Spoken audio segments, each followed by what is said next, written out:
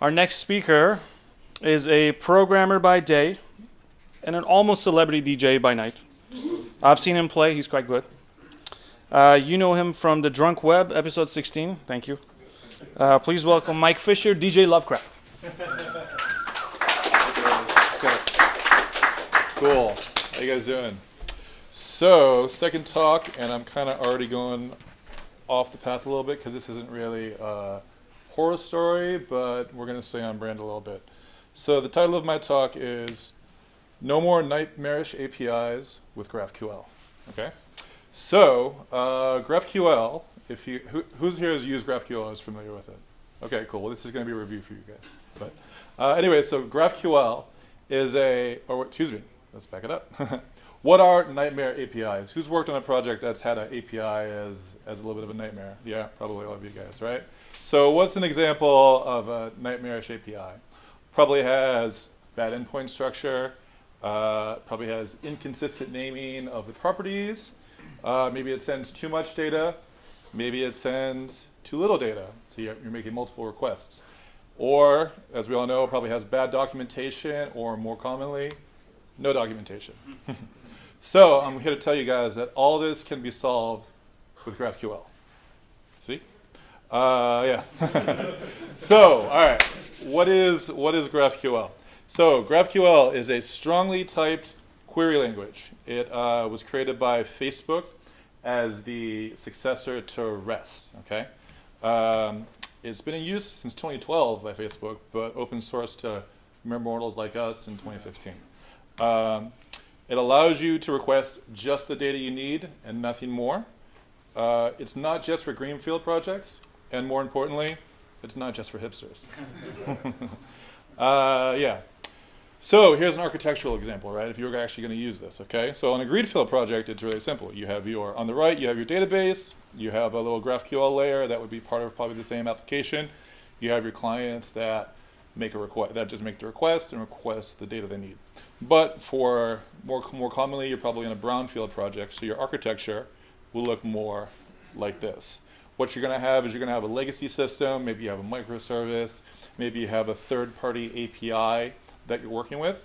Then what you would do is you would use GraphQL as an orchestration layer, which would then make a single endpoint for you to do all of your queries from that would actually compose all of these resources into one expressive API.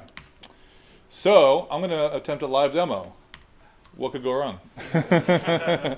So let's see here. So can you guys see this? Let's see. Do I need to make this bigger? How's that? How's that? Biggie size? Cool. Awesome. All right. So this is called, the tool I'm using here is called Graphql. It comes out of the box with every GraphQL implementation that you use. It's basically kind of like a fancier version of Postman, if you guys have ever worked with Postman before. So the first thing that I'm going to show you guys, one of the things that I said about GraphQL is it can fix bad or no documentation. That's because it's self-documenting. So if you click here, built into the tool, we actually have a documentation explorer, right? And this is all based around a graph data structure. So right now I'm looking at the Star Wars API, which I think is very useful. It allows you to query for various Star Wars characters, films, their directors, and whatnot. So under our root node, you can see we have all films, persons, characters, planets. So for example, if I go to film, and remember it's strongly typed, so it returns a type of film, which is a single film. And then so we can look at the title. Title is a type of this film. All right. So let's actually try and use it here. So what we're going to do is we're going to do a query. Also, because GraphQL is strongly typed, we have really cool IntelliSense. So everything that's available to us, I just hit Control Space, and it will automatically populate it for us. So let's start with just all films. Okay. So we're going to go here, and then I'm going to hit Control Space again, and we're going to get an array of films. So we go here one more time, and what do we want? Let's start with title. Command Enter. Boom. Okay, so now we have an array of Star Wars movies. Okay, that's cool. Well, so we're building our app. What's another key that we would need? Probably an ID, right? Everyone needs an ID. Let's try that one more time. Now we have an ID. All right, that's great. We got title, we got ID, but unfortunately, my UI, it actually references those as movie title and movie ID. So, but GraphQL can handle that. So instead of, messing up bloating our UI code with like renaming and stuff like that, all we need to do is do movie title and movie ID. And again, and as you can see, the data comes back. Movie title, movie ID. Pretty cool, right? Cool. All right. Yeah, not bad. Not bad. All right. So we can let's get a little creative with this. All right.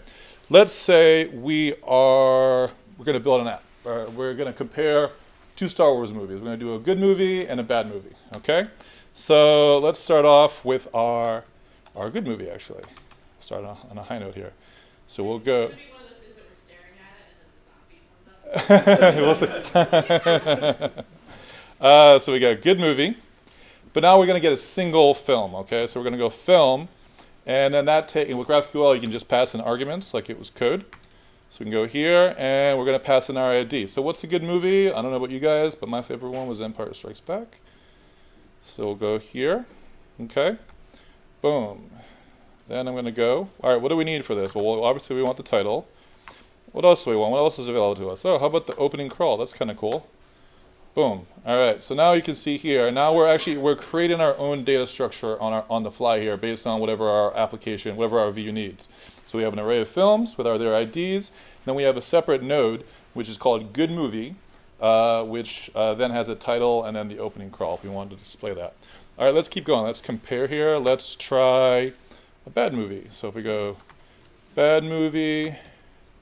Film ID, and let's see, what's a bad movie? I think we all know the answer to that. The Phantom Menace. All right.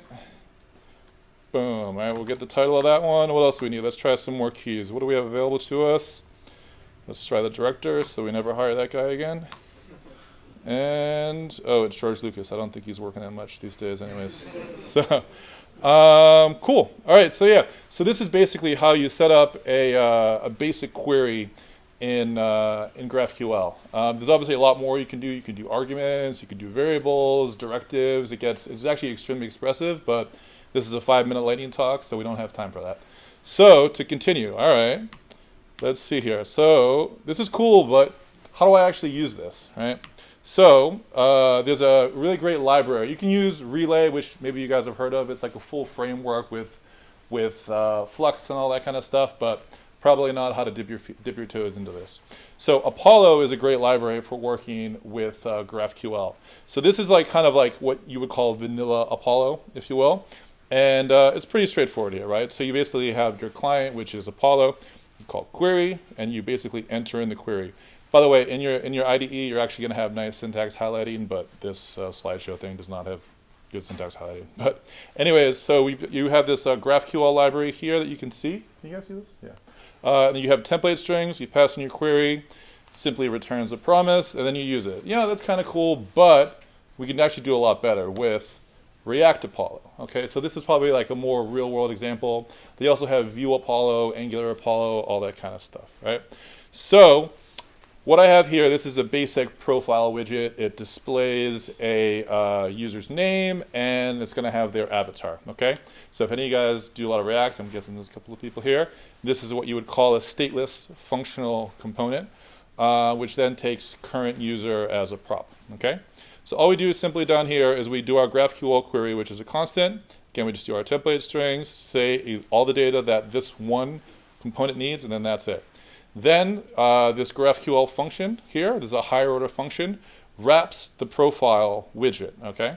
So basically we pass in the constant here, you can see profile query, we say what the props we want to be, and then once you wrap it, it automatically will populate the data. And then also what's really cool, but I can't show in this 5-minute lightning talk, is if you were to actually do this in a real world application that had multiple components, that had the structure and they all need their own individual data, using this library, it will actually batch all of your GraphQL queries into one large query and then automatically populate all of the data that you need for your entire view in one request, which I think is pretty cool. So, Anyways, yeah, that's it. I definitely think you guys should check this out. I think it's going to save you guys from a lot of nightmare APIs, and I think this is going to be a big part of our workflow in the not too distant future. All right. Cool.